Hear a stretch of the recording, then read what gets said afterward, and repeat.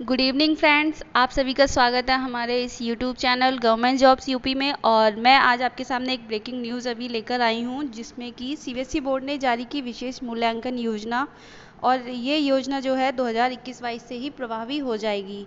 एक शैक्षणिक जो मूल्यांकन है उस संबंध में सीबीएसई बोर्ड ने अपना एक सर्कुलर जारी किया है, और ये क्लास 12th और 10th के बच्चों के लिए है, जो कि अब विशेष रूप से प्रभावी हो जाएगा। इसके लिए सर्कुलर जारी कर दिए गए हैं, और ये जितने भी हेड्स ऑफ स्कूल हैं एफिलिएटेड टू सीबीएसई, इन सभी को जारी कर दिए गए हैं। और ये जो बोर्ड एग्ज़ाम होंगे अब special scheme of assessment of for board examination class 10 and 12 for the session 2021 to 22। अब देखते हैं इसके लिए जो सर्कुलर जारी हुआ है इसमें जो भी डिटेल्स हैं, अगर किसी को इस संबंध में ये जानकारी चाहिए या इसकी जो भी हमारे पास कॉपी है वो चाहते हैं तो कमेंट बॉक्स में ज़रूर बताएं।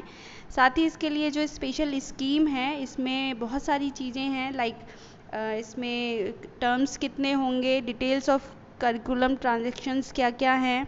साथ ही साथ इसमें जो हमारे पास टर्म 1 एग्ज़ामिनेशन है to be organise by the CBSE, इसमें क्या क्या होगा टर्म 1 टर्म 2 के लिए भी।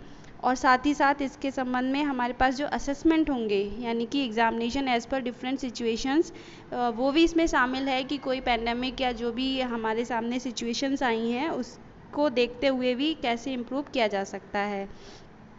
तो ये बहुत बड़ा एक अहम फैसला हो गया है। इसमें हम आपको बताएं, केंद्रीय माध्यमिक शिक्षा बोर्ड सीबीएसई ने सोमवार को 2021 और 22 का कक्षा 10वीं और 12वीं की बोर्ड परीक्षाओं के लिए एक विशेष मूल्यांकन योजना की घोषणा कर दी।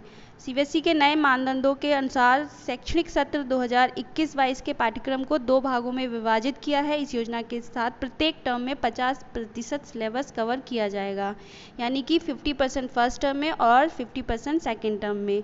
और ये टर्म जो डिवाइड किए हैं इसमें कैसे मूल्यांकन यानी कि इवेल्यूएट कैसे किया जाएगा, सीबीएसई ने कहा है इसका नया शैक्षणिक सत्र प्रत्येक सत्र में पाठ्यक्रम के 50% के साथ 2 टर्म में विभाजित किया जाएगा। पहले टर्म की परीक्षा नवंबर दिसंबर में और दूसरे टर्म की परीक्षा मार्च अप्रैल में होगी। केंद्रीय माध्यमिक शिक्षा बोर्ड ने यह भी घोषणा की कि वह 10वीं और 12वीं कक्षा के लिए अपने पाठ्यक्रम को अधिक तर्कसंगत करेगा। बोर्ड ने कहा कि नया पाठ्यक्रम जुलाई के अंत तक अधिसूचित किया जाएगा। सीबीएसई ने 2022 में बोर्ड परीक्षाओं की योजनाओं के बारे में कहा, आंतरिक मूल्यांकन और परियोजना को काम को अधिक विश्वसनीय और वैध बनाने के प्रयास किए जाएंगे। ऐसे समझें क्या क्या बदला है इसमें या क्या बदलाव हुए हैं। शैक्षणिक सत्र के 2 भागों में विभाजित किया जाएगा, प्रत्येक सत्र में 50% पाठ्यक्रम के साथ नवंबर दिसंबर में पहली टर्म की परीक्षा, मार्च अप्रैल में होने वाली दूसरी टर्म की परीक्षा।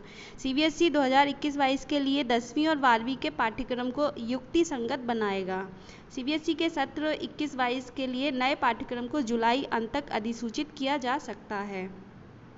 अंकों का उचित निर्धारण निश्चित करने के लिए बोर्ड द्वारा घोषित दिशा निर्देशों और मॉडरेशन नीति के अनुसार आंतरिक मूल्यांकन प्रैक्टिकल प्रोजेक्ट कार्य को अधिक विश्वसनीय और वैध बनाने का प्रयास किया जाएगा। बोर्ड अधिक विश्वसनीय और वैध आंतरिक मूल्यांकन के लिए sample assessment, question bank, teachers training आदि जैसे अतिरिक्त संसाधन भी प्रदान करेगा। ये नवाचार भी होंगे, यानी कि इसमें नई चीज़ें जो होंगी वो ये हैं, जब तक अधिकारी स्कूलों में व्यक्तिगत रूप से पढ़ाने की अनुमति नहीं देते तब तक स्कूल ऑनलाइन मोड में पढ़ाई जारी रखेंगे।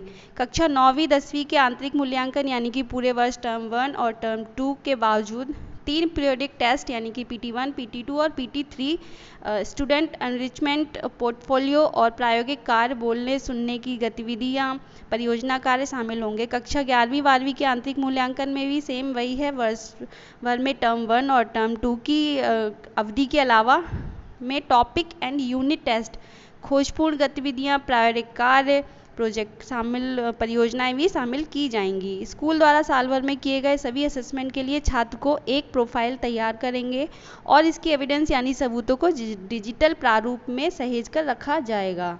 सीबीएसई स्कूलों को सीबीएसई आईटी प्लेटफॉर्म पर आंतरिक मूल्यांकन के अंक अपलोड करने की सुविधा भी प्रदान की जाएगी।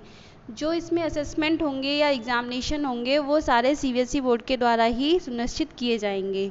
तो जो भी अब नई जो शिक्षा रणनीति तय हुई है सीबीएसई बोर्ड के द्वारा वो इसी सत्र से शुरू हो जाएगी। जितने भी हमारे सीबीएसई बोर्ड के 10th के बच्चे हैं, 12th के बच्चे हैं जिन्होंने अभी अभी अपना एग्ज़ाम होपफुली पास कर लिया है, क्योंकि कोई हमारे पास इस टाइम पर जो एग्ज़ामिनेशन था रिटिन मोड पर नहीं पास हुए हैं बच्चे, इंटरनल असेसमेंट मोड पर हुए हैं, या उन्होंने जो प्री बोर्ड की परीक्षाएं दी थी 12th के जो बच्चे हैं वो और 10th के जो बच्चे हैं वो पास आउट हो चुके हैं 11th के बाद जो 12th देंगे। और 9th में जो बच्चे आए हैं जो 10th अब आगे के लिए बोर्ड की तैयारी करेंगे, उनके लिए ये एक नई तरह की चीज़ें सामने आई हैं बोर्ड की तरफ से, और होपफुली सभी बच्चे इसको समझेंगे क्या है।